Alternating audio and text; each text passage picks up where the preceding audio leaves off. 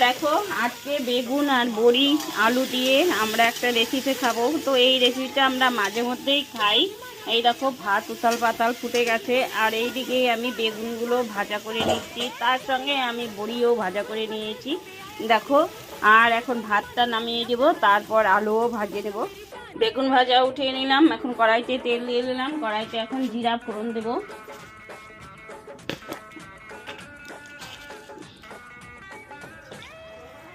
এখন আলু দেবো। জিরা ফোড়ন এই যে ভাজা হয়ে গেছে, এবার দেখো আলুগুলো দিয়ে দিই। আলুগুলো এখন ভালো করে ভেজে নেবো, আজকে ঝোলের মতো ঝোল করবো।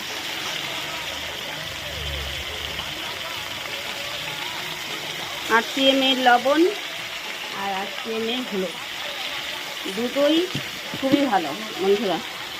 কে কে নেবে আমার সাথে যোগাযোগ করবে।